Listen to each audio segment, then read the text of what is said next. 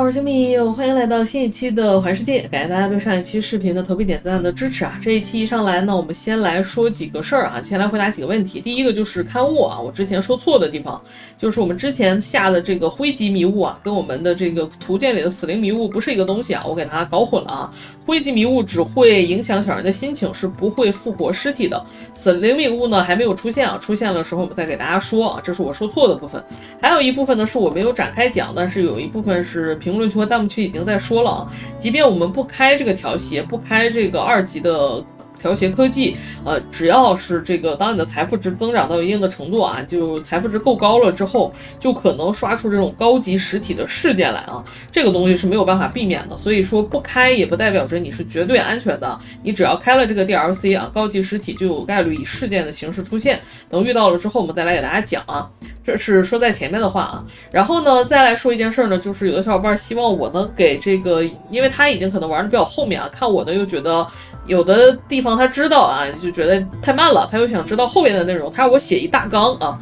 环世界这个游戏真的很难去写大纲这种东西啊，因为它是很随机性很强的一个游戏，它不像缺氧啊，我可以明确的告诉你我的发展路线是什么，按部就班的，几乎不会有什么随机性对于我们产生什么大的干扰啊。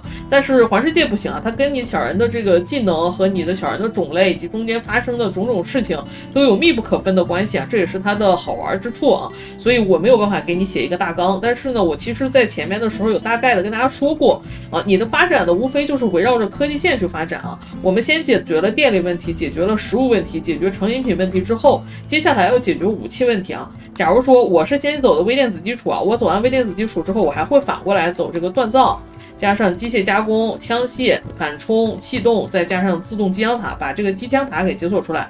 这些都解锁出来了之后，我们就有一战之力了。为什么这么说呢？气动系统会解锁链式霰弹枪，这是我们有阵地的前提下防御的一个非常厉害的武器啊，是我们基本上前中期的神啊。我们基本上是，当然你用到通关也可以啊，有人也拿它用通关都是没问题的。我们就可以自己去做这个枪械了啊。那我们接下来的目标呢，就是列装这个链式霰弹枪，要把阵地造出来。然后呢，有了气动，有了自动机枪塔之后呢，我们就有了小机枪塔啊，它可以帮助我们进行辅助防御和防守啊。那这些都走完了之后呢，你如果缺金属，你还可以往这个有了微电子之后，解锁了高级研究台，把高级研究台这个做出来之后，我们就可以研究高级研究台后边的这个科技。你如果缺金属，你就把这个地质扫描仪啊，这个和这个深钻井给它研究出来啊，深钻井和地质扫描仪研究出来，你就可以获得大量的这个金属了。这个时候呢，你反过来去造这个枪，造你的防御啊就可以了。等你的防御都起来了之后啊，这个打袭击已经比较简单了，之后再怎么发展其实就比较多元化了。你又可以呢先走这个什么运输舱啊，先去跟邻居搞好关系，或者远程距离扫描仪去扫零件啊也可以啊，或者呢你想走什么基因啊，想走什么机械呀，想走什么这个，甚至想增加小人的质量啊，什么皇家衣物啊，什么这些成饮品制作呀，甚至什么做水栽培啊、泡沫灭火器啊，这些种种的都可以啊，这个就比较自由了。但是核心呢，基本上都是要先有武装力量啊，能够防御好自己之后再说啊，这就是一个大致的一个发展思路。关于阵地呢，我曾经出过一个番外篇啊，你要是这个不会造的话，就去看那个番外篇，去造这个地方的这个阵地啊，这个地方的阵地。如果你还不会呢，你就多搜一些其他的主播做的关于阵地的视频，好吧？那就是我现在能说的也只能说到这里了，因为我们还得按部就班的继续玩啊。那接下来呢，就说我们现在面临的问题啊，我们现在问的最大问题就是食物不够了啊。之前的那个袭击没有留下来，然后之前那个商队来的时候呢，我还没觉得缺食物啊，所以没有好好的利用啊。现在呢，我们最大的问题就是缺吃的啊。那缺吃的呢，就不得不提到囚犯的价值了。这个环世界里边基本上是逃不开的啊。你如果不养囚犯，你这个环世界玩起来很艰难啊。你囚犯在这个环世界里的价值是非常非常的高的。那我们既然有这么一个囚犯，就是我们，即便我们现在就只剩5份食物和19个稻米，并且我们的食尸鬼马上就要饥饿了啊，我们也可以绝地翻盘，就靠这一个囚犯啊。怎么来实现呢？首先呢，我们囚犯的价值有以下的几种啊。首先，如果你在保证让这个囚犯活着的前提下啊，我们以活着为前提啊，囚犯的价值有以下的几种：一，它可以用来练技能，它可以用来练角色的这个医疗、社交以及格斗技能啊。这是首先第一个。格斗呢就是打他，然后就可以加。医疗呢打伤了再给他拿唾沫搓一搓啊，这也可以加。社交呢就是靠小人去不断的去跟他沟通，无论是教化他也好呀，无论是招募他也好啊，都是可以加我们的小人的这个社交技能的啊。社交技能是这个游戏当中最难练的技能之一啊，所以其实不太好练啊。但是如果你的囚犯够多呢，也是能练的，就是不太好练啊。这里额外的说一嘴啊。所以第一个，如果你让他活着，他可以练技能。第二个呢，你让他活着，你还可以不断的积血。但是你要积血，你肯定是要长期养着他。那长期养着他，有时候闹事儿，他会越狱。那这个时候怎么办呢？我们可以在健康的面板里给他做手术啊。手术是需要消耗药材的，你要注意你的殖民地如果药材很少的话，你要权衡要不要给他用啊。首先呢，我们可以啊，这个他身上有一些器官是很值钱的，可以拿去卖啊。器官交易、器官买卖在环世界里非常的平常啊。但是你需要注意啊，这个小人呢，肝和心啊，二者只要有一个没了，他就死了。肝和心不能摘，如果你想让他活着的话，但肺和肾一样可以摘一个啊。我们可以取了一个肺，取了一个肾之后，给它安装腿啊，把这个腿给它安装成木腿。安完了之后呢，再选择截肢，再把这个腿给它锯下来。这个没有办法，这就是环世界的操作啊，不能直接选择截肢啊，只能安了木腿以后再截肢。这里有截肢是因为它这个腿上有伤疤啊，腿上有伤疤可以截，腿上没有伤疤的时候，这个时候你可以直接截，就省掉一个步骤。但是右腿你是截不了的啊，你就必须得等这个安上了木腿再给它截啊。这是有关于这个截肢。那你把这一套帘走下来之后呢，它就没有了双腿，并且少了一个肾一个肺啊。这个时候呢，他就只能在床上躺着了，因为他已经丧失了全部的移动能力。那你去集血什么的就比较方便了，他也基本上很难闹事儿了，他也没办法越狱了。这个就比较方便，但是可能不太方便练格斗就是了啊，因为比较容易不太好打了可能。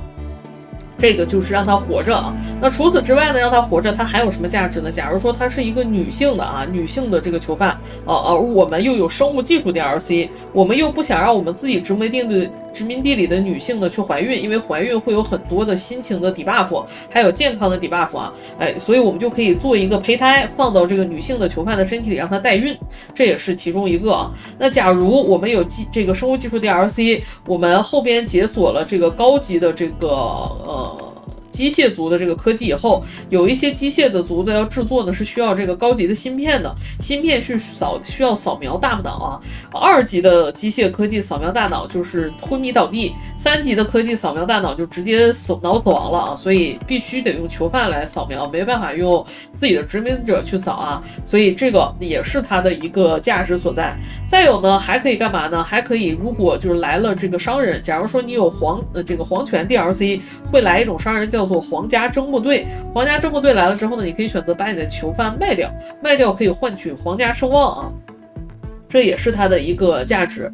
还有一个就是什么呢？如果啊你的这个家里的这个垃圾实在是太多了，而你有很多的这个驮运动物、双运动物，比如说有很多掘进机啊，可以用来搬运的这个大型的这个能加我们的这个远征队的驮运上限重量的这个生物的话，我们就可以选择一个殖民者再带一个囚犯，选择打包大量的这个垃圾啊，选择大量的垃圾，然后这个垃圾呢都装到这个囚犯的身上，因为我们带的是掘进机嘛。掘进机是不可以当驮运动物一样把这个，我刚才说的不准确啊，驮运动物可能不太行，掘进机会比较好一些啊。因为驮运动物直接把这个垃圾装动物身上了，是不是好的？我们的目标呢是把这些垃圾啊都装到这个囚犯身上，然后呢马上就要走出去的时候，我们选择让我们的殖民者自己退出这个取消退出这个远征队，然后选择把这个囚犯给他释放了，在这里可以选择释放，这个囚犯呢就会带着这一大堆垃圾就走掉了，算是一种垃圾消失术啊，这也是它的一个用法。但是后边我们再具体给大家演示吧，我这里说可能你还听得不是特别的明白啊。那这都是他活着的时候的价值。那如果啊像现在我们面临食物危机了啊，就需要他去现身的时候，它的价值还可以再增加。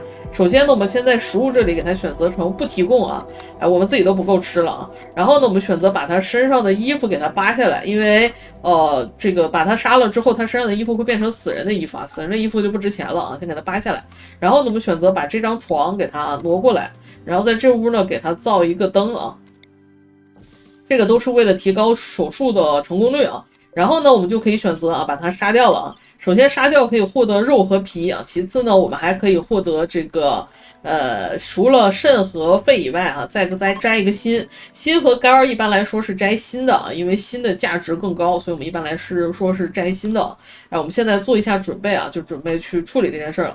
我们食尸鬼马上就饿了啊。这里需要提一点的就是，如果你的食尸鬼饥饿了，食尸鬼饥饿是会叛变的啊，叛变是会攻击我们自己人的，所以一定要注意啊。另外，我家里的这个地上的这个书眼瞅要坏了，不得已我们先把这个书架给它做出来啊。我们木头比较少，我们先做一个小书架好了啊，做出来。好，然后你这个床搬过来之后，自动就成为囚犯的床了。然后我们在这里选上医疗专用啊，然后呢，我们把这里啊给它勾选上可以使用医药，因为我们家里就是医药啊。这个是模组的这个界面啊，如果你没有模组，你是没有这个界面的，那你就在健康这里、概况这里，在这里给它切换成医药啊。然后呢，你要去给它做手术之前，它自己就会走到这张床上等着被做手术啊。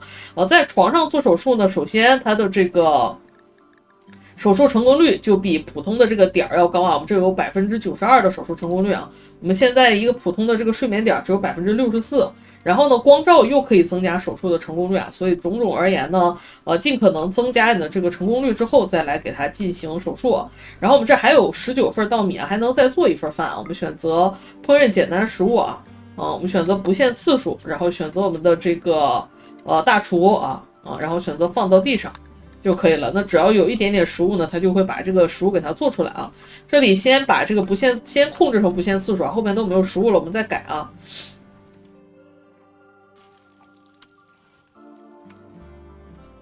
好，先别切实了，先把地上的书捡起来啊，眼瞅要烂没了，烂没了就不能看了啊。这里我们可以把速度快起来了。所以这一期呢，你看到要给他做手术，他自己就会躺到这个床上啊。一旦你发现他躺过去了之后，你就把这个界面先给他打开啊。这里已经有了，我们就选择我们这个医疗比较高的人啊，去给他准备做手术啊。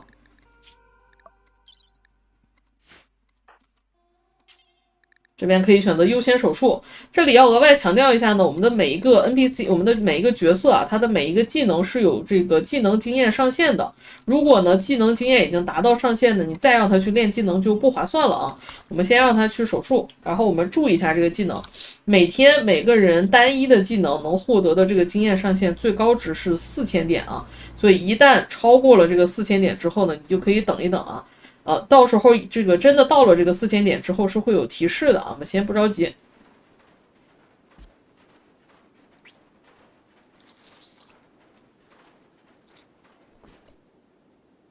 然后直接升了一级啊，又成功的摘了一个。食尸鬼饥饿了啊，马上了啊，你可以看到这边就提示了啊。今日已达学习上限啊，就超了，但是我们因为做了3个手术嘛，所以就超了。后续再学习的这个经验呢，就会乘以20%。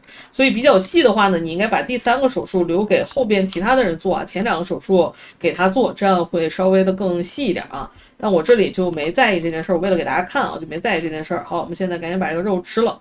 那至此呢，我们就把这个囚犯的价值最大化了啊，给他榨取了3个器官啊，还有75个皮革，还有一些肉出来。这些肉呢，首先我们可以再做一些饭啊，其次这些心肝脾肺肾啊，这些器官就是我们接下来换食物的资本了。我们现在赶紧出去贸易一波。这个小组我们已经去过2次了，没有什么好东西了。我们这次去这家，但是时间会消耗的稍微的久一点啊，没有办法，我们就选择还是让我们的机械师去啊。当然，如果机械师去的过程中来袭击了，我会比较麻烦，因为我们家里现在还没有第3把武器啊，这个有点难受。但现在顾不了这么多了啊，我们先把这些拿去卖了。你看到这个头巾还能卖一点点钱，我们可以拿去卖掉啊，然后带上所有的钱啊，然后呢，把家里这些所有的吃的，我们就出门的人啊，这个穷家富路是吧？我们出门的人就把所有的吃的都带上就好了啊，让他出门。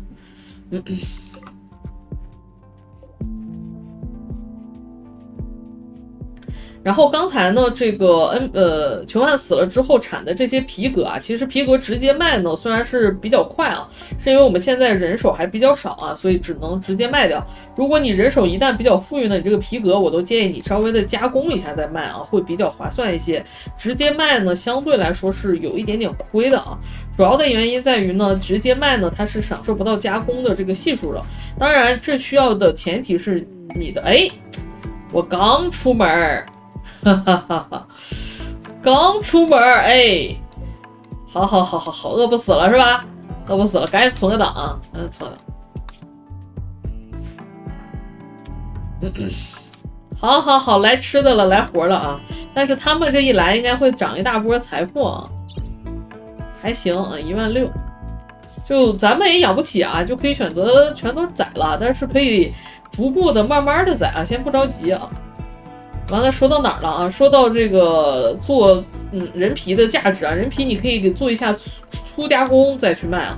粗加工之后呢，当然是受限于你的这个小人的技能等级。如果你家里有这个建造和手工特别好的小人啊，都建议去加工一下再卖啊，因为手工和建造等级是影响它做出来的东西的品质的。如果建造等级高呢，你就做这个人皮沙发啊，做出良好或者是极佳品质的这个沙发以上再去卖，是能换很多的钱的。但是需要注意呢，家具类的时候在卖的时候是有这个交易的价格惩罚的。那如果你有这个手工特别好的，你就可以在生产这里选择这个缝纫台。缝纫台里边呢去做，比如说部落装，比如说黄泉大衣啊，甚至如果你有这个黄泉 DLC 的话，你还可以做那个贵族的那个小马甲啊，都是可以增加我们的这个价值的，都是可以增加我们的价值的。剩的这点肉呢，我们就自己啃一啃啊。然后这里工作优先级我们这里调整一下，首先把医生的优先级和护理优先级提高一点啊。然后呢，把我们的这个黑暗调查的优先级跟我们的研究弄到一起啊，因为黑暗调查它占用不了多长时间啊，它就调查一下这个实体，再调查一下这个锯齿啊，花不了多久啊，所以优先做黑暗的调查是更合理的啊。然后我们在这边呢，这个房间出来了之后，我们在这边啊放2个意向点，我们把这个实体给它送到这边去。这个房间我们要给它做转而用起来了。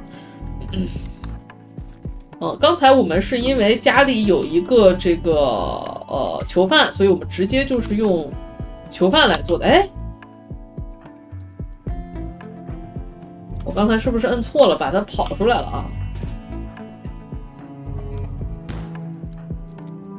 哎，等，操作失误了啊！可能是他正携带着这个隐身魔，我让他又去干活了啊，导致出了一点点问题啊。没关系啊，那这个死了就比较难受。哎，没死啊，没死最好了。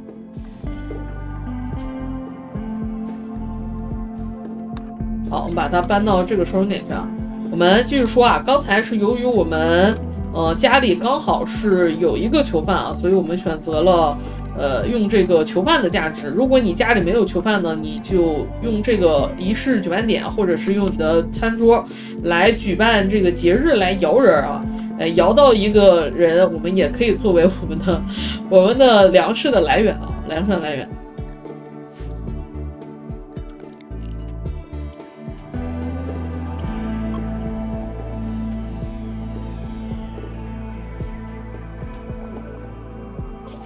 好，我们到达这里了。首先啊，我们最好的换食物的方式，我之前也说了啊，买2头牛是最好的。当然牛应该不算驮运动物啊，我看一下牛能不能加驮运上限啊。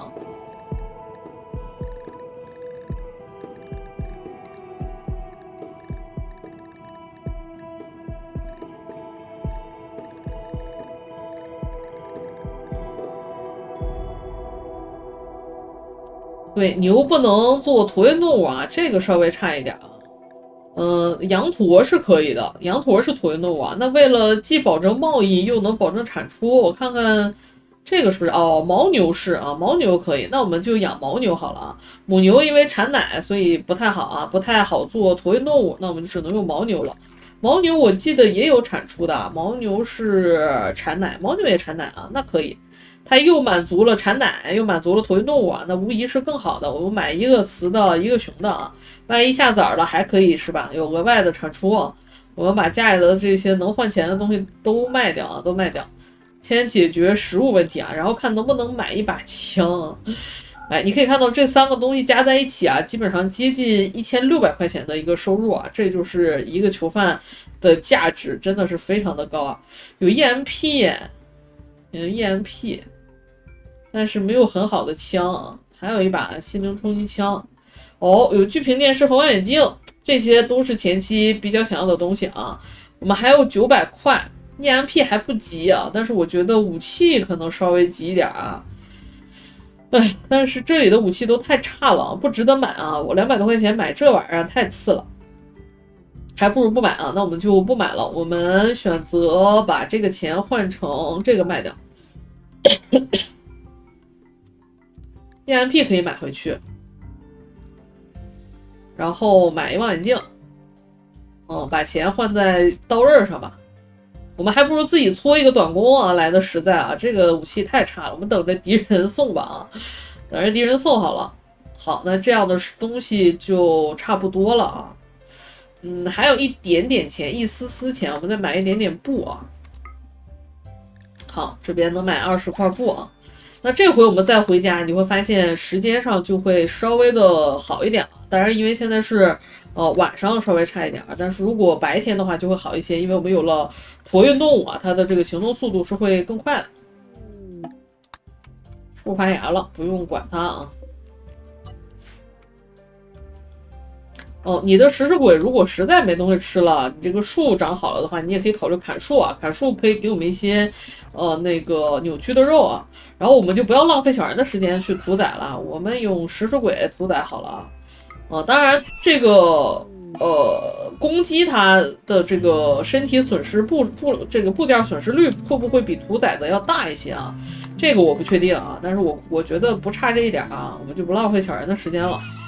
我们先杀2只鸡啊，这个鸡啊，你留着不杀也可以，因为他们是会下蛋的啊，下的蛋呢营养值也挺高的，是可以用来做饭的啊。但是这个东西占财富啊，看你自己。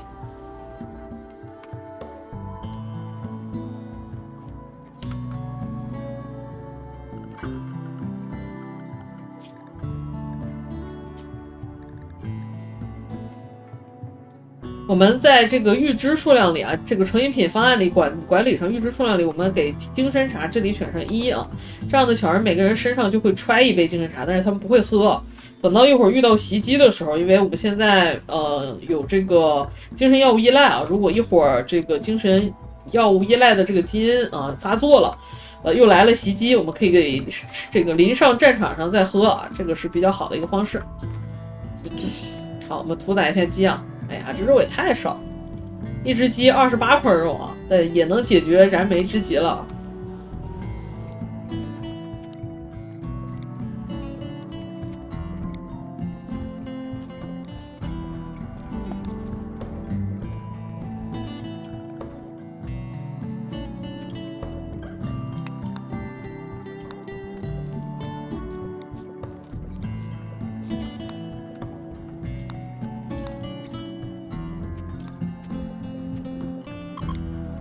好，趁着这段时间呢，我们把家里的东西搬一搬啊。选中你的储存区之后，如果你想把储存区进行整体的搬运的话，你可以在这边选择复制区域设置，然后在一个新的储存区里粘贴这个设置，然后把原有的这个储存区给它删除掉，就可以完成这个储存区的搬运了啊。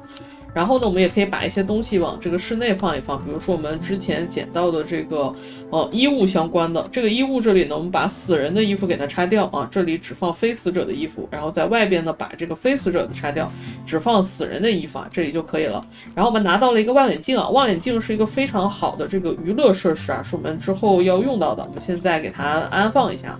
首先呢，我们要再给这个餐桌配一点这个椅子啊，之前我们在做这个摆放的时候，有的时候家里就会有人没有椅子而站在地上吃饭啊，然后我们再补一下更多的娱乐设施，首先补一个象棋桌啊，然后再补一个扑克桌，扑克桌需要50布啊，我们之前布料花掉了一些啊，所以先优先建一个扑克桌好了。扑克桌是需要凳子才能做的啊，所以我们可以就是贴着这边的凳子啊。当然你也可以，比如说你如果空间足够大的话，你把这个扑克桌放在这里，这样有2个凳子可以玩到这个扑克桌也可以啊。我这里呢就优先放在我们的这个地方的这个旁边了，就尽可能的压缩我们的空间啊，把这几个东西造上。然后需要注意的是呢，望远镜是需要这个望天的嘛，所以要移除屋顶区，要移除一个格子啊。我们看看望远镜放在哪儿，我们可以考虑，比如说就把这个格子给它移除了啊。先让这个人去移除之后，我们才能放这个望远镜啊。然后运输舱坠毁，这个运输舱坠毁呢是食尸鬼啊，这是意象开局所特有的一个事件啊，在10几天的时候就会有这个食尸鬼来到我们的这个坠落下来啊，确保我们有这个科技点去可以研究意象科技啊，算是萌新福利了啊。这里我们直接把它收容就好了啊。然后这个房间的收容强度是跟你同时存在的这个实体数量有关的，当实体数量过多的时候呢，这个收容强度也会受到影响，所以你需要额外的注意啊。然后当这个屋顶被掀开之后啊，你就可以把这个望远镜摆过来了要增加我们小人的这个娱乐类型的种类啊。现在呢，我们家里就有了这个马蹄铁啊，然后相机桌，然后这个扑克桌和这个望远镜4种娱乐设施啊。然后再加上他们平常还可以什么坐在餐桌上聊天啊，什么仰望星空啊，出去散步啊等等啊，就是娱乐设施的娱乐的种类就比较丰富啊，比较容易维护小人的这个心情。然后这个房间开始呢，我们也要开始放一些我们的生物技术 DLC 里边用到的一些这个机器人相关的东西了。我们让这个矿工去挖一点矿。先别着急做科研了，科研可以先暂时等一等啊。我们现在因为我们的建造机马上就没电了啊，就剩一丝丝了，眼瞅就没电了。然后建造这些有品质的东西呢，其实用建造机也不是不可以啊，但是你最好让你的这个建造等级高的小人会更好啊。这边做了一个极佳的相机桌啊，我们的家具的品质是会极大的影响这个家具的参数的。比如说，我们就要拿椅子为例啊，我们就拿这个小凳子为例，良好的凳子呢是有我们的这个舒适度的加成，可以看一下啊，舒适度加成是0.56啊，0.56。然后我们再来看我们一般的这个小凳子啊，只有0.5啊。那如果更高级的肯定会有更好的加成，我这边现在没有更高级的啊。所以呢，尽量让你的家里最精于干某件事儿的小人呢去干这件事儿啊，是最好的。然后这个牦牛回来了，你要去给它这个什么，否则时间长这个动物会走失的。我们这个拴养动物啊，这里呢，由于我们现在跟我现在做的这个攻略啊，跟我原版部分的内容和我之前做1.2相比，最大的一个改动就是动物这方面啊。动物呢，现在要饲养的是需要有这个栅栏，用栅栏给它围成一圈，然后在这个栅栏里边呢放一个这个标识牌。如果你玩过缺氧的话，就有点像是保护区的那种感觉啊。你要给它做一个房间系统才可以啊。那如果在游戏前期我们没有那么多资源呢，我们也有一种简易的方式啊，就是画这个叫做远行牵引点啊。然后呢，我们在我们的这个工作里把所有的小人的这个饲养给它打开啊，然后选中我们的这个小人啊，选中这个小人，然后有了这个远行牵引点之后啊，我们看看走失动物这里，在这里啊，我们就可以，好家伙，不能牵引吗？我们把驯兽也点上，这样就可以了啊，就可以把它牵引到这个牵引点上，你只要把它拴上，它就不会走失了啊。然后我们再找一下我们另外的这个动物，它去牵引下一个了吧？没有，它去捡这个鸡蛋了啊！这些鸡不管它们是会下蛋的。我们在这个动物列表里也可以找到我们自己的动物啊。然后我们再找一下另外一头啊，另外一头牛在这里，我们赶紧给它牵引回去。但是这些都是占财富的啊，我们现在财富已经正式突破2万了，这一点需要注意啊。然后你如果要长时间养这个牛呢，你也可以在这个牛这个待的这个地方啊，如果是这种地形的话，我们可以画一个小一点的区域，给它在这上面种一点干草啊，种一点干草来给它们吃，否则动物时间长它也会饿的。这个是食草动物啊，吃这个干草。你如果让它去直接啃你的这个麦田呢，就太亏了啊。所以我们最好在地上种一些。如果你是在这个平原或者是草原的地方开局啊，这个温带平原这个地方开局，你就完全不需要种啊，因为足够你吃了，因为地上的这些草什么的很多。我们沙漠没有办法，就只能人为的去种一点啊。然后看一下，现在游戏中已经过了14天了，我们要开始举办我们的文化相关的仪式了，否则我们的改革点数实在是涨得太慢了。这个时候呢，我们在文化的这里边，我们就把这个祭坛放下来。这个祭坛我之前说过，放下去是不太好搬移的，那我们就把上面做成我们的这个文化室，下面做我们的这个夜间厅也是可以的啊。那么就在这里造一个这个文化的这个祭坛啊。有了这个祭坛之后呢，我们就可以开始大规模的去开始举办仪式了。然后关注一下家里的吃的，又快没有了，我们就可以再让我们的食尸鬼啊，刚好他也饿了，对吧？再去杀2只鸡。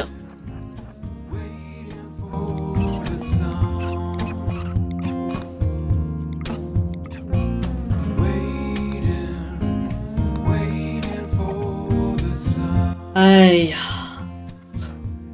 这一切发生的太快了啊！小人食物中毒了，再加上精神药物缺乏，导致操作能力只剩下50%不这个了。然后做这个桌子就失败了，浪费了一些材料。还好还有一些可以用啊。我们首先给他把这个精神茶喝了，把精神茶喝了，可别能再浪费了啊！没有额外的这个什么了，趁着他食物中毒还不是很严重啊。这食物中毒一旦发生了呢，就会随着这个时间逐渐的增加啊。哎呦，现在意识也只有60%啊，那先别造啊，先别造，先把材料搬过去啊，先别造啊，我可损失不起啊。等他这个食物中毒缓一缓啊，天上又掉下林妹妹了啊，这里掉下来一个人，上来之后，你首先看一下他的势力范围，他有没有这个所属地啊。主要关注的就是有没有小子的人和这个帝国的人，如果是这两方面的人呢，我们就不能俘虏啊，这个要注意啊。然后呢，先看一下他健康啊，不是很不是很严重啊。心理敏感和聪明过人都算是比较好的特性吧，就是聪明过人比较容易崩溃啊，但是贪心就不太好了。这个人可以先留着当血包用啊，我们先给他俘虏回来啊，直接给他俘虏掉，作为我们的后备粮啊。我们现在这家里突然之间就富起来了，有了鸡，有了牛，现在还有了新奴隶了啊，这新的这个囚犯了，非常好的一件事啊。这个的工作量很大啊。这里呢，既然看到了工作量，之前也说到了可以拿囚犯练技能，我们这里也跟大家说一下有关这个技能的事儿啊。小人的练技能呢，基本上只跟他的工作时长有关，也就是说，你让他干的这个活啊，消耗时间越久，他能获得的经验越多啊。基本上只跟时间成正比啊。所以呢，我们在让小人特异性的去练技能的时候，你可以考虑让他在一个效率比较低的地方练，比如说什么会影响效率呢？这个室外首先效率会降低，然后温度啊，这个温度过冷或过热效率也会降低啊。所以你可以让他在一个这个不太适合的温度和环境下去做，让他做这个工作的时间越长，他那个经验获得的就越多，就越节省材料啊。比如说我们造10个桌子，如果在舒适的环境去造的话，它的这个经验就是比如说要造10个桌子才能获得4000经验，但是我让他在不舒适的环境造，他可能造3个桌子就获得了4000经验，那就比较节省材料啊。所以我们可以考虑用这种方式去增加这个小人获得这个经验的一个方式啊。这是首先如何去，就是尽量的在一个相对来说对于这个环境没有那么友好的地方去练级啊，这是第一个点啊。那第二个点可以再聊关于经验的事呢。小人每天啊最多能获得这个经验就是4000点，之前说了，超过4000点之后呢，就会有这个经验的这个减益啊。那此外呢，小人的技能等级一旦超过了10级之后啊，10级往上之后呢，他的经验每一天除了可以获得以外，还可以衰减，它的经验衰减速度跟这个小人的这个等级是成正比的，等级越高，它经验衰减的速度越快啊。这就意味着，我们除非让这个小人成天就只干这一件事，比如说我家矿工成天就只做研究，所以他的这个智识就拼命的在涨啊，就是即便有衰减，也是在拼命涨的状态。除了此之外呢，你只要但凡是什么3天打鱼2天晒网，今天练一练，明天练一练的这种啊，就很难让这个小人的技能经验能涨得上来啊。这里是需要额外的注意的一件事啊。再有呢，就是小人是有一些兴趣的，我们在我们的这个角色里，我这里是用心表示的，这是模组啊。如果你没有模组的话，你应该是火，一个火呢就代表着这个感兴趣呢，它的经验获得速度就是一个基础值乘以100%啊，有一个好奇的这样的一个 buff。如果没有火呢，它就只有35%的这样的一个，你可以看到这边有一个100，这边有个35。如果是2颗星的大火呢，就是150%啊。我们这里可以看一下。有没有人有大火啊？这里有，这里是150%狂热啊！然后小人从事自己喜欢的工作啊，比如说他刚才在做研究的时候，他在心情上就会有一个从事自己喜欢的工作+8。如果是狂热的工作呢，是会有+14的心情加成啊。我家机械师拼命的在向矿工求爱啊，求爱求不得啊，就会大量的减心情啊，这没有办法，这2个女性1个男性在一起就难免会有这样的事情啊，所以还会有这个心情的一些变化啊。受精蛋还不能吃啊，好家伙，受精蛋不能吃，那我们再去杀一只鸡好了。我看我还有几只鸡啊，我好像还有3、4只鸡啊，再杀几只鸡。哎，刚才那囚犯呢？不是啊，我刚才不是救了个囚犯吗？我囚犯呢？没注意死路上了吗？还是自己站起来走了呀？就有小概率吧，这个人掉下来，他伤不是很重啊，自己爬起来，扑了地身上的灰儿就走了啊，这种事儿是有的。惊了，我们搜一下，搜不到尸体啊。看起来我记得刚才掉的是这里吧，没有血迹啊，那因为它离地图边缘很近啊，有可能站起来就走掉了，就走掉了。怒吃，怒吃1600块钱啊，怒吃1600块钱，好难受呀。嗯，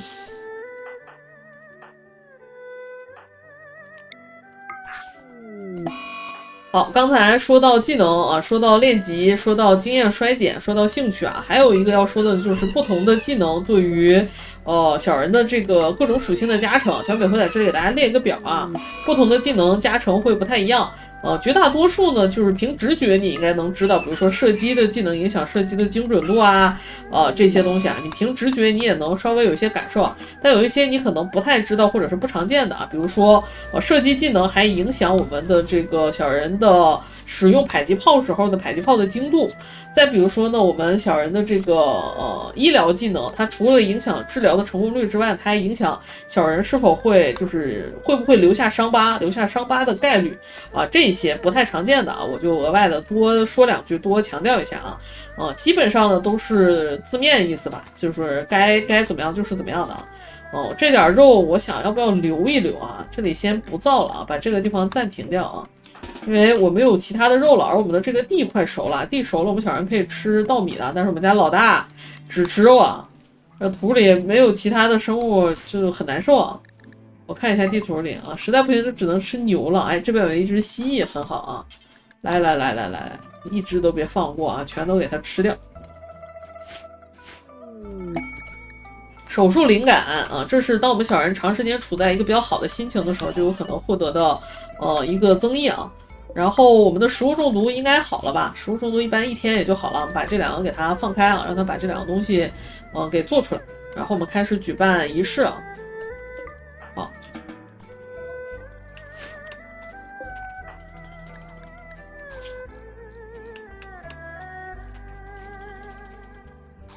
所以呢，小人最好的方案就是专人从事专门的事啊，他让他干什么工作就一直让他干，专门让他干啊，否则就容易受到影响啊。我们现在没有血了，很难受啊。我们赶紧先把它造完。好，这个造出来了，这个东西是没有品质之分的啊。哦，这边有一个任务，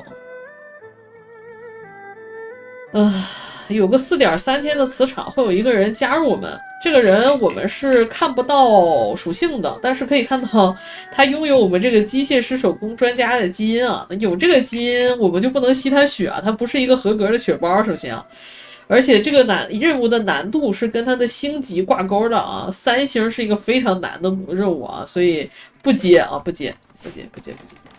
我们也没有空出门去处理这个事儿啊，所以没法弄。看看什么一般的，哎呀，比较差啊。我们摇人啊，开始过节啊。我们后3个节日都是可以去摇人的啊。要有领袖出席，由祭台开始仪式啊，所以我们选择这个祭坛啊。领袖我们先不着急有吧？领袖我想想啊，等他俩结婚啊，因为这个 debuff 还在啊，等他俩结婚，我们再整领袖吧。现在的成功率已经很高了，我们有趣的概率58%，令人难忘的概率有19%，失败的概率只有20%多啊，已经很高了。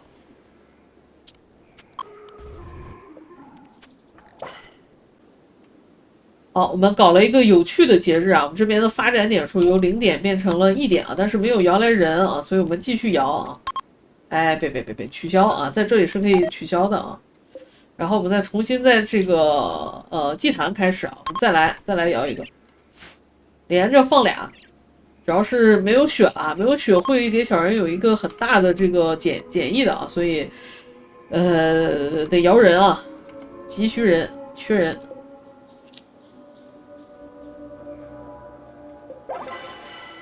还是没来啊，呵呵，还是没来啊，再来，再来。这个点儿给他拆了啊，省得我总在这儿开始啊，就直接在祭坛上开始。3次还能都不来吗？3次来一个人不过分吧？好，电线短路啊，电线短路就是会炸伤这个电线周围的一小段地方啊，问题不大，影响不是很大啊。如果你的家里有蓄电池的话，电池短路会清空你的这个电线短路会清空你的蓄电池啊。会清空你的蓄电池里的所有的电力啊，但我们这儿还好啊，就不是很有所谓。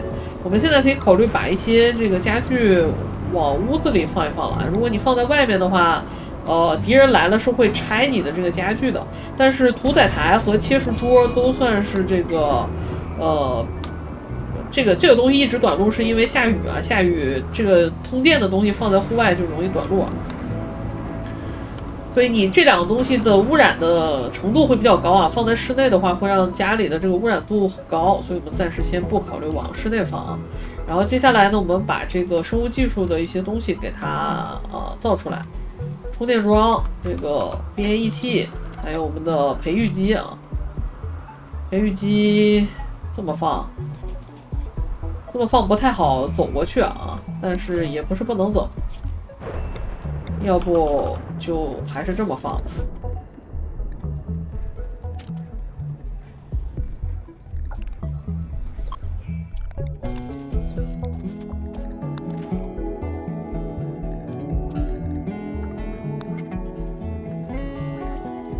这边2颗蛋快坏了，我们要在这边的这个详情里把禽类产品啊受精卵给它勾上，这样它就可以用这个受精的蛋去做东西吃。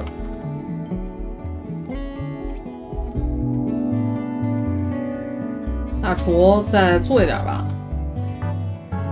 哟，这还生出来！哇，这2只小鸡生出来了。行啊，刚好没吃的了，但这都不够我吃1口的，好吧？都不够塞牙缝呢。饥饿的动物啊，他们俩饿了。哎，猎杀人类，好，有吃的来了。当然未必真的能吃啊。哎呦，全是蜥蜴，200多点的蜥蜴啊，基本上我们老大一个人就能解决啊，顶多再配合一个人帮他，应该也差不多了。大出来了，把这个门打开。我们这个屋子啊，怎么来的全是猎杀人类？来点人类袭击好不好呀？这就跟之前的解决方案是一模一样的，没什么好说的。我们现在缺血啊，没血了。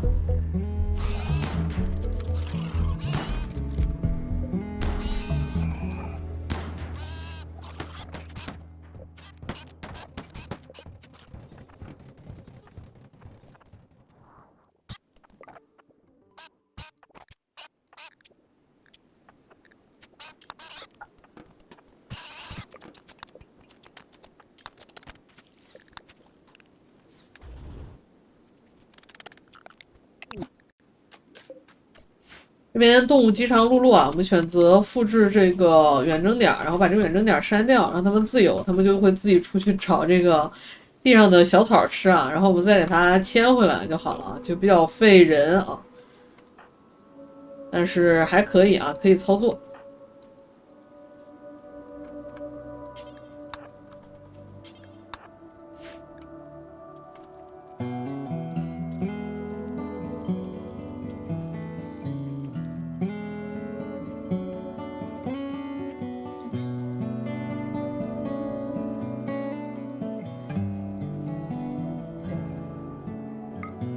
然后这边生物技术 DLC 的科技造好了，我们先造3个次生核心，它只需要消耗钢铁和零部件。有了这个核心，我们就可以造新的机器人了。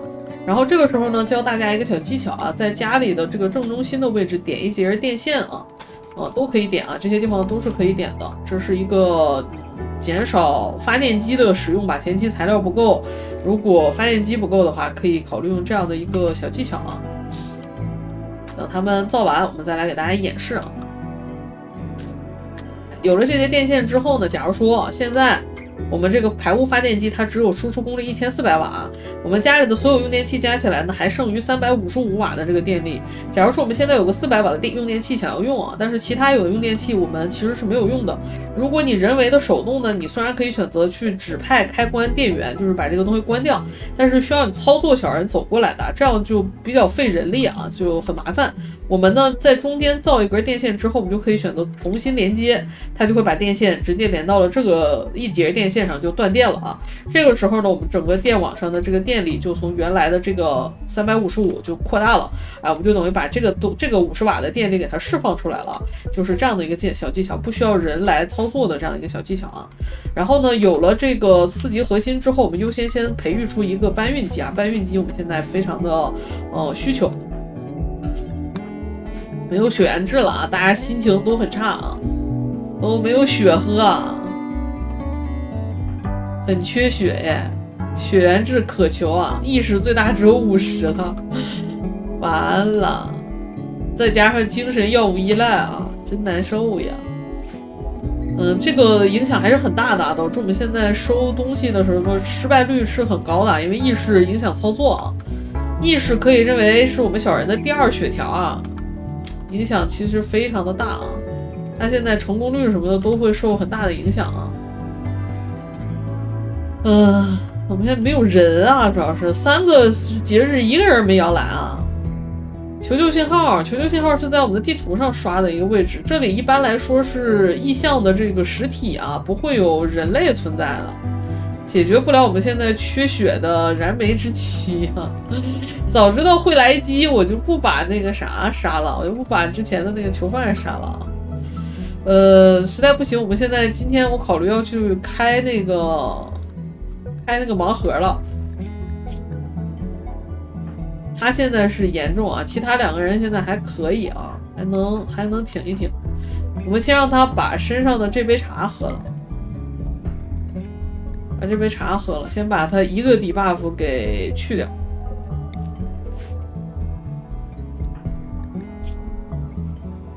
但是由于这个东西啊，所以现在最大意识就是50啊，就没有办法啊。我们可以让他先把枪扔下来，把这个和神器和这个枪扔下来。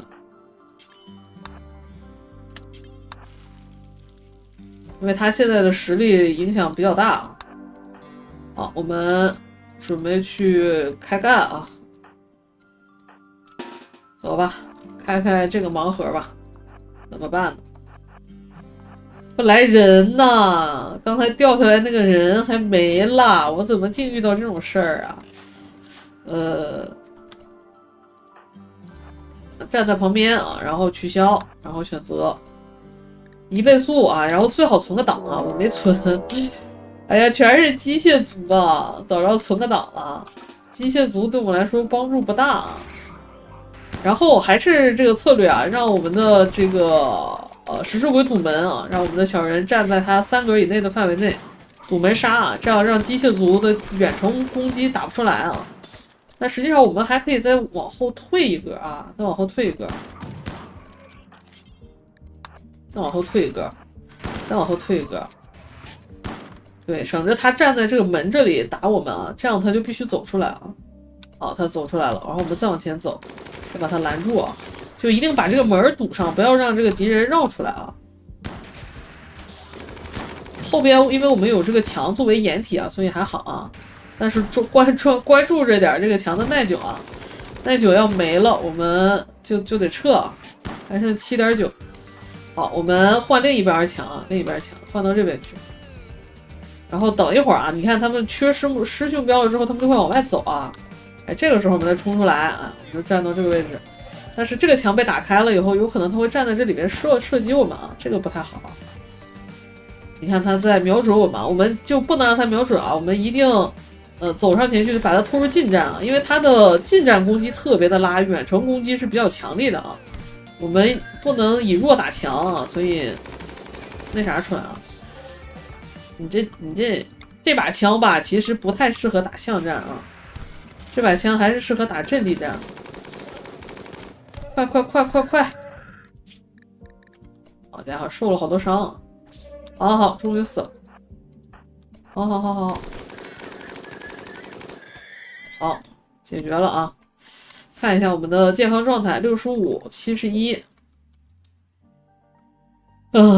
但现在已经状态不太好了，我们回去修整一下啊。明天我们再考虑，或者下一期上来吧，我们再考虑把这个几个低温休眠舱打开。低温休眠舱里面有可能是尸体，也有可能是活人。如果是活人的话呢，有可能是敌对的，也有可能是友好的，所以是有不同种的可能性。但是我们现在先别开啊，因为我们现在状态不是很好啊。我们回去休息一下。这个走失不用管他其实已经回来了，只不过精神状态现在是有一个闲逛的这个状态，就会一直显示走失啊。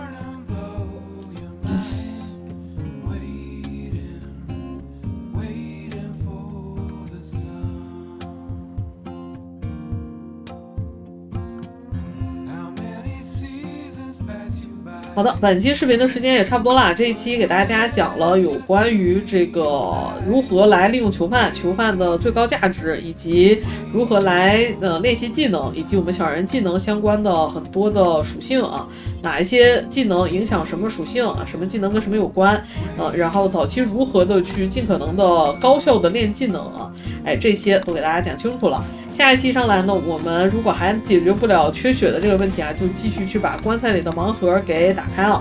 但是需要注意啊，由于这个盲盒打开，我们现在的财富已经直奔2万5，奔3万去了啊。因为这些地板啊什么的都算我们的财富啊。我们接下来等着这个建造机充电充好了之后，第一件要干的是要把这2个屋子的地板啊都掀掉啊，这些都算我们的财富值的。好的，感谢大家收看，如果你喜欢这个系列，不要给小米一个3连，我们下期节目再见吧，大家拜拜喽。